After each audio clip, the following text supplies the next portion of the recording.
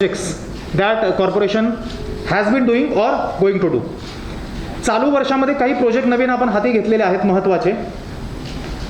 Sector 17 वाशीमध्ये palm beach मार्गावरनं पुण्याकडे जाण्याकरता सायन पनवेल हायवेला उड्डाणपूल बनवला जातोय. म्हणजे आपण जर पलीकडनं आरेंजाकडनं येत असू बेलापूरकडं तर तो सायन पनवेलला आपल्याला अप्रोच व्हायचा असेल तर there is no way we can do that. Will have to go to maybe the other side आणि तिथून आपल्याला हायवेला जॉईन करावं लागतं. तिथे आता आपण आर्म बनवतोय जेणेकरून संबडी कमिंग फ्रॉम कोपरी त्याला डायरेक्ट जर पुण्याला मुंबईला जायचं असेल तर सायन पनवेलला अप्रोच करता येईल. अशा पद्धतीने आर्म बनवण्याचं काम सुरू झालेलं आहे. ठाणे बेलापूर रोडवरती तुर्भे रेल्वे स्टेशन जे आहे त्याच्यासमोर उड्डाणपूल बांधण्याचं काम जे आहे ते लवकरच सुरू करण्यात येईल. ऐरोली सेक्टर 5ला नाट्यगृहाचं काम जे आहे ते काम सुरू करण्यात आलेलं आहे. आपल्याला कल्पना आहे की वंडर पार्कमध्ये 8.5 एकर क्षेत्रामध्ये अभिनव स्वरूपाचा सायन्स पार्क सुरू करण्याचा जो मागच्या अनेक वर्षांपासूनचा प्लॅन झालेला प्रोजेक्ट आहे जो आता प्रत्यक्षामध्ये सुरू झालेला आहे. दिस is another attraction of Navi Mumbai as a city. आणि आय एम व्हेरी शुअर नवी मुंबईचं उद्या जो आपण टुरिस्ट प्लेसेसबद्दल यादी करू त्याच्यामध्ये it would reflecting among top 5 activities because this is going to be a grand thing, big attraction among school going kids. Moreover, not just school going kids, adult लोकांमध्ये सुद्धा आपल्याला मोठ्या प्रमाणावरती ह्याचं अट्रॅक्शन असलेलं जाणवेल. MIDC क्षेत्रामधलं 15 किलोमीटर रस्त्यांचं काँक्रिटीकरणाचं जाळं आपण आता पूर्ण करतोय. ते काम अंतिम टप्प्यामध्ये आहे. पाणी पुरवठा शहरातला सक्षम करण्यासाठी ESR GSR ज्या म्हणतो आपण एलिव्हेटेड टाक्या आणि ग्राउंड लेवलच्या टाक्या वाशी, तुर्भे, नेरूळ, दिघा आणि ऐरोली या ठिकाणी हाती घेतलेल्या त्याचं काम सध्या प्रगतीपथावर आहे. पद्धतीने मांडलं जाईल. टू बिगिन विथ जी पर्यावरणपूरक कामं चालू वर्षी आपण हाती घेतलेली आहेत याचा मी ब्रीफली उल्लेख करतो. माझी वसुंधरा अभियानाअंतर्गत आपण मियावाकी स्वरूपाचं प्लांटेशन करतो. Again I take a minute to explain what Miyawaki is. Regular वृक्ष लागवड जी आपण करतो ती वृक्ष लागवड nothing wrong in that. But Miyawaki हा एक जापनीज बॉटनिस्ट होता ज्याने एक नवीन प्लांटेशनची टेक्नॉलॉजी शोधून काढली. आपण पाहिलेलं आहे की सागाचं झाड, वडाचं झाड, पिंपळाचं झाड हे फार स्लो वाढतं. पण मियावाकी अशी टेक्निक आहे ज्यातून साग, वड, पिंपळसारखी झाडंसुद्धा एका वर्षामध्ये 10 ते 15 फूट वाढू शकतात. आणि if you don't believe you can see that happening at निसर्ग उद्यान कोपरखैरणे. निसर्ग उद्यान कोपरखैरण्यामध्ये जानेवारी ते मार्च 2021मध्ये जे आपण प्लांटेशन केलं होतं, ज्यावेळी मार्च 2021मध्ये ती झाडं 1.5 फुटाची होती, ती झाडं आत्ता 13 ते 15 फुटाची झालेली आहेत. I would urge everybody to go and see for themselves. इतकं सुंदर ते फॉरेस्ट डेव्हलप झालेलं आहे, अर्बन फॉरेस्ट मियावाकी पद्धतीने केलेलं. Now that particular initiative we are planning to implement at many other places in Navi Mumbai. मागच्या वर्षी आपण कोपरखैरण्याच्या निसर्ग उद्यानमध्ये 42,000 झाडं लावलं. By the way we are spending zero. We are not spending even a rupee of corporation. हे सगळं CSR मधनं केलं जातं आहे. मागच्या वर्षी आपण 42,000 झाडं निसर्ग उद्यानमध्ये लावलेली होती आणि 5,000 आपण गणपतशेत तांडेल मैदानामध्ये अशी 47,000ची मियावाकी लागवड मागच्या वर्षी केली होती.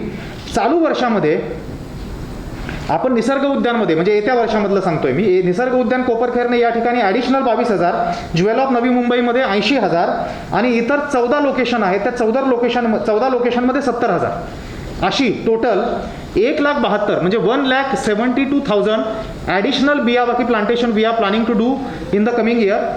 We will plant 22,000 more in Nisarg Udyan Koparkhairane, 80,000 at Jewel of Navi Mumbai and 70,000 additional plantation at 14 different location.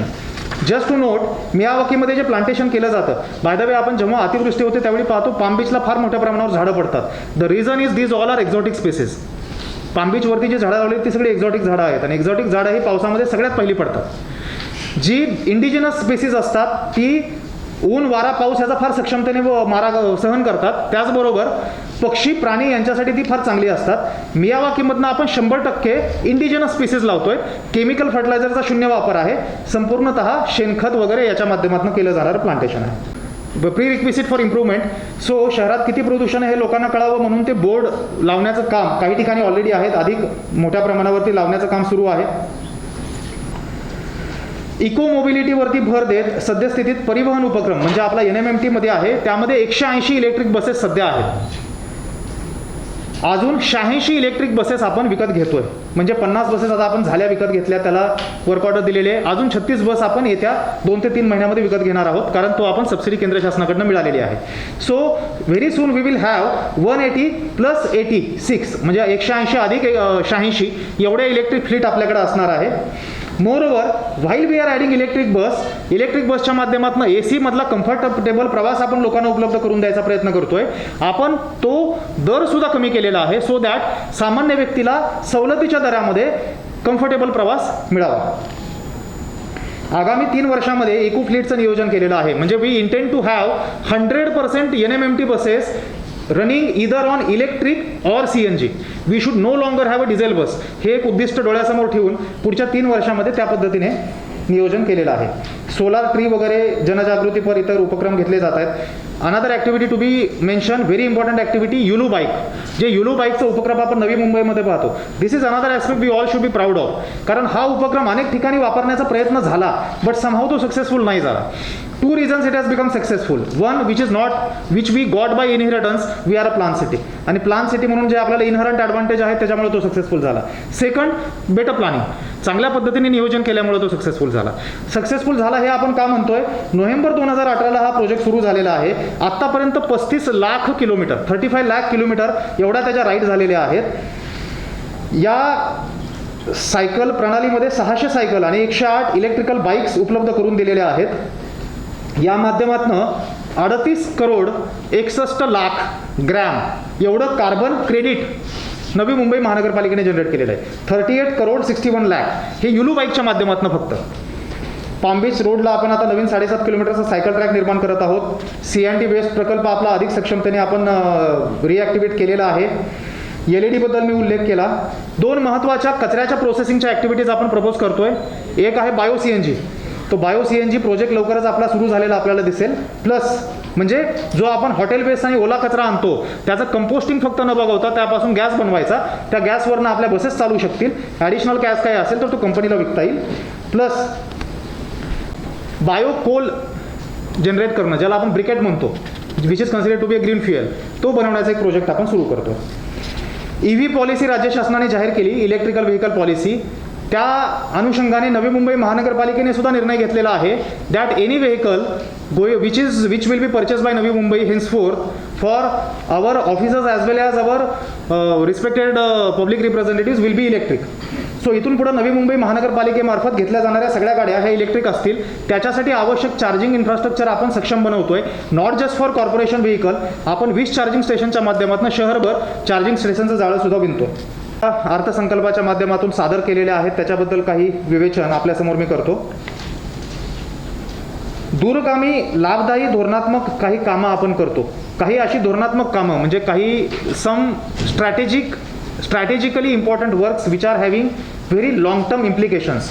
अशी जी कामं आपण घेतो त्याच्यामधलं एक महत्त्वाचं काम आहे, शहरामधले जे स्ट्रीट लाईट आपण पाहतो, ह्या सगळ्या स्ट्रीट लाईट सध्या ह्या सोडियम वेपर फिटिंगवरती चाललेल्या आहेत. And that is not something we can be proud of.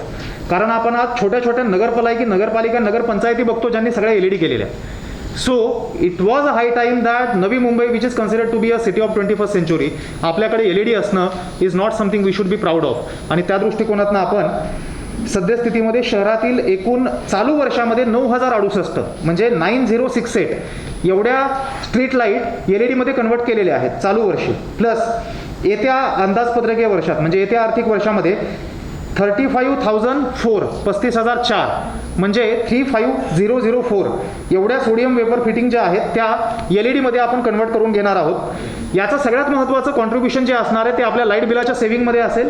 आपलं 40% स्ट्रीट लाईटचं लाईट बिल जे आहे ते पुढच्या वर्षीपासून कमी होणं अपेक्षित आहे. म्हणजे पैशाच्या हिशोबात जर बघितलं तर पुढच्या वर्षीपासून जेव्हा आपल्या ह्या 35,000 लाईट लावून पूर्ण होतील तिथून पुढं प्रत्येक वर्षी ॲटलिस्ट 7 करोड आपली बचत होणार आहे, सेव्हिंग होणार आहे, जी आपल्या आत्ताच्या स्ट्रीट लाईटच्या लाईट बिलाची आहे ती. सो प्रत्येक वर्षी आपण कमीत कमी 7 करोड त्यामधनं सेव्हिंग होणं अपेक्षित आहे. करतोय. पूर्वी आपण कर्ज घेतलं होतं, मागच्या काही वर्षांपासून आपल्याला नव्याने कर्ज घेण्याची गरज पडलेली नाही. सर्व आपण भांडवली कामंही स्वतःच्या उत्पन्नातून करत आहोत. कर्जाच्या बाबतीतली महत्त्वाची बाब, ज्या कर्जाचा बोजा आहे तो प्रोग्रेसिव्हली आपला कमी होतोय. मागील 7 वर्षात एकदाही कर्ज घेतलेलं नाही. उलट पक्षी घेतलेल्या कर्जाचं व्याज आणि मुदलाचे हप्ते जे आहेत ते वेळेवरती आपण फेडतोय. That is one of the reasons. आपली लोन सर्व्हिसिंग जी आहे ती चांगली असल्यामुळं आपल्याला चांगलं क्रेडिट रेटिंग मिळतं. सध्या महानगरपालिकेचं जे कर्ज आहे ते 115.28 करोड 115.28 करोड एवढं आपलं कर्ज सध्या बाकी आहे. नवी मुंबई महानगरपालिका विविध सोयी सुविधांसाठी लागणारा पैसा स्वतःच्या उत्पन्नातून उभा करत आहे. अशा प्रकारे खर्चासाठी लागणारा पैसा स्व उत्पन्नातून भागवणे, सतत वाढतं उत्पन्न आणि खर्चावर काटेकोरपणे नियंत्रण ठेवून महानगरपालिकेचं आर्थिक आरोग्य उत्तम ठेवण्यात आलेलं आहे. त्यामुळं महानगरपालिकेत सतत 7 वर्ष AA+ हे स्टेबल मानांकन प्राप्त शहरामध्ये करू शकलो, ज्याचा महानगरपालिकामध्ये आणि पर्टिक्युलरली मला आनंद आहे. ऐरोली येथे महानगरपालिकेने जे उभा केलेलं भारतरत्न डॉक्टर बाबासाहेब आंबेडकर स्मारक आहे, त्या स्मारकातील ई-लायब्ररीसह समृद्ध ग्रंथालय आणि आदरणीय बाबासाहेबांच्या जीवनचरित्राचा छायाचित्रांकित आलेख मांडणारा भव्यतम चित्रदालन जे आपण सुरू केलं आणि इतर सुविधा सुरू केल्या, ह्या सर्वोत्तम दर्जाच्या सुविधा देण्याचा महानगरपालिकेने प्रयत्न केलेला आहे. सुरुवात आहे, इथून पुढे सुद्धा तो प्रयत्न तसाच राहील. याची दखल विविध स्तरावरती घेण्यात आली. आपल्याही सर्वांचं मला या ठिकाणी आभार मानायचं आहे, कारण आपल्यामार्फत सुद्धा ही जी ॲक्टिव्हिटी महानगरपालिकेने केली ह्याची फार चांगल्या पद्धतीने दखल घेण्यात आली. वाचन संस्कृती वृद्धिंगत होण्यासाठी लांब अंतरावरील जी काय आपल्या NMMTच्या बसेस असतात त्यामध्ये आपण एक ॲक्टिव्हिटी सुरू केली, बुक्स इन बस. म्हणजे आपण लांब पल्ल्याच्या ज्या बसेस आहेत त्यामध्ये पुस्तकं उपलब्ध करून दिली, ज्या माध्यमातून वाचनाची एक सवय लोकांमध्ये राहील आणि मोबाईल स्क्रोलिंग करण्यापेक्षा जर वाचन करत राहिले तर ती व्यक्ती the wisdom can only be attain through reading ह्या उक्तीनुसार हे पुस्तकं जी उपलब्ध करून दिली त्याचाही आपल्याला बेनिफिट होऊ शकेल अशी अपेक्षा आहे. नवी मुंबई महानगरपालिका शाळांमध्ये शिकणाऱ्या विद्यार्थ्यांच्या ज्ञानामध्ये भर पडावी, त्यांच्या गुणांमध्ये वृद्धी व्हावी या दृष्टीने सध्याच्या प्रचलित दृकश्राव्य म्हणजे ऑडिओ व्हिज्युअल माध्यमातून शिक्षणाच्या संकल्पना स्पष्ट करणारं बायजू म्हणून जे शैक्षणिक ॲप आहे, आपल्याला कल्पना आहे की अत्यंत नावाजलेली ही कंपनी आहे आणि त्यांचे जे ॲप्लिकेशन जे असतात ते आपण आपल्या मुलांना बऱ्याच ठिकाणी उपलब्ध करून देण्याचा प्रयत्न करतो. While our regular curriculum and the teaching which we receive in school is not sub standard, पण त्याला सप्लिमेंटरी म्हणून कन्सेप्च्युअल क्लॅरिटीसाठी अशा ज्या आपल्याला साधनं ऑडिओ व्हिज्युअलची मिळतात त्याचा फार मुलांना चांगला फायदा होऊ शकतो. या भावनेतनं CSRच्या माध्यमातून महानगरपालिकेचा कुठलाही पैसा खर्च न करता 40,000 विद्यार्थ्यांसाठी बायजू ॲप आपण घेण्याचं ॲग्रीमेंट केलं आणि त्याची सुरुवात ही आता अंमलबजावणी सुरू झालेली आहे. Let us turn to this years budgets now. 2022-23 या वर्षामध्ये आपण जे बजेट सादर केलेलं आहे त्या बजेटमधली जी काही ठळक बाबी आहेत त्याचा या ठिकाणी मी उल्लेख करतो. मिळणारं कार्बन क्रेडिट या माध्यमातून पुढच्या किती, परंतु स्वच्छ शहर जर सुंदर झालं तर ते अधिक स्वच्छ राहण्यासाठी फार मोठ्या प्रमाणावरती मदत होऊ शकते. शहर स्वच्छतेप्रमाणेच सुशोभीकरणाकडेही विशेष लक्ष महानगरपालिकेने दिलं. जे स्कूल ऑफ आर्ट आणि इतर कला महाविद्यालये जी आहेत त्यांच्या माध्यमातून चित्रभिंतीमधून शहराचं रूप अधिक आकर्षक झालेलं आपण पाहतोय. एका बाजूला या सर्व ॲक्टिव्हिटी स्वच्छता आणि शहर सौंदर्यीकरण ह्या चालू असताना मागील 2 वर्षापासून, आता आपण फेब्रुवारी महिन्यात आहोत आणि मागच्या almost more than 2 years now आपण कोविडशी झगडतोय आणि कोविडमध्ये जे कामकाज आपण केलं, जे काही झळ आपल्याला पोचली, दुर्दैवाने अशा आपल्याकडे कुटुंब आहे ज्याच्यामध्ये मृत्यू झाले. म्युकरमायकोसिस सारख्या आजाराच्या माध्यमातून कायमस्वरूपी व्यंग काही लोकांना प्राप्त झालं. ह्या सर्व पार्श्वभूमीतनं आपण अजूनही जातोय. या कोविड विरोधातील लढ्यामध्ये नवी मुंबई महानगरपालिकेने जागरूकतेने योग्य पावले उचलली, एक प्रयत्न केला संपूर्ण ताकदीने त्या परिस्थितीचा सामना करण्याचा आणि त्यामुळं to the best of our capacity आपण आत्तापर्यंत ह्या व्हायरसचा सामना केलेला आहे. याची योग्य त्या ठिकाणी दखल पण घेतली गेलेली आहे. कोविडच्या लढ्यामधला एक फार महत्त्वाचा भाग होता लसीकरण.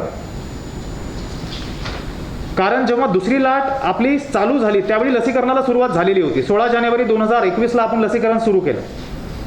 लसीकरण ही एकच बाब आपल्या हातामध्ये अशी होती ज्या माध्यमातनं we had some policy, we had some opportunity of going 1 step ahead of the virus. Otherwise आपण फक्त वाटच पाहत होतो की दुसरी लाट केव्हा येते, तिसरी लाट केव्हा येते. मात्र लसीकरण अशी बाब होती ज्यातून आपण आपल्याला प्रिपेअर करू शकत होतो आणि ह्या बाबीचं लक्ष ओळखून महानगरपालिकेने राईट फ्रॉम डे 1 स्ट्रॅटेजी अशा पद्धतीने अवलंबली जेणेकरून लवकरात लवकर आपलं लसीकरण संपावं. बाय द वे, लसीकरण संपवणं was not a function only of giving manpower or making more number of centres. त्याच्यामध्ये जर आपण लोकांचा रिस्पॉन्स पॅटर्न पाहिला तो कोविडच्या लाटेप्रमाणे वर खाली होताना दिसलेला आहे आपल्याला. म्हणजे देर वर टाइम्स ज्यावेळी लोक रांगा लावून लसीकरण केंद्राच्या बाहेर उभे असायचे, while there were few times ज्यावेळी लसीचा फार मोठ्या प्रमाणावर साठा आहे पण लोक येत नसायचे. या पार्श्वभूमीवरती लसीकरणाचा प्रमाण जास्त राखण्यासाठी गरजेचं होतं ज्यावेळी रिस्पॉन्स जास्त आहे लोकांचा त्यावेळी संपूर्ण ताकदीनिशी लस उपलब्ध करून देणं, जास्तीत जास्त केंद्रावर उपलब्ध करून देणं, जेणेकरून कमी कालावधीत जास्त लसीकरण होईल. आणि ही स्ट्रॅटेजी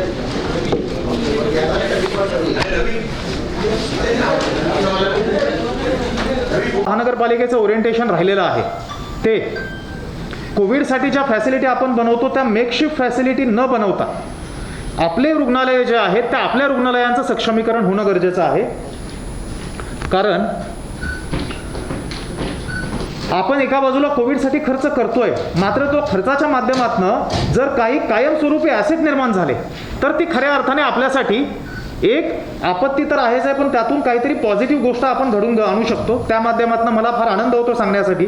नेरूळ आणि ऐरोली रुग्णालयांचं सक्षमीकरण जे आपण या माध्यमातून करून घेतलं, फॉर्च्युनेटली तिसऱ्या लाटेत त्याचा वापर करण्याची गरज नाही आली आणि लेट अस होप इथून पुढे गरज पडू नये. बट देन मेकशिफ्ट फॅसिलिटी बनवण्यापेक्षा त्या पैशातून आपण नेरूळ आणि ऐरोली सारख्या रुग्णालयाचं जे सक्षमीकरण केलं, ही एक आपल्यासाठी फार जमेची बाजू आहे. दुसऱ्या लाटेमध्ये जगभरामध्ये आपण पाहिलं होतं की ऑक्सिजनची कमतरता मोठ्या प्रमाणावरती सगळीकडं जी जाणवत होती संपूर्ण जगभरामध्ये, त्या पार्श्वभूमीवरती आपल्याकडे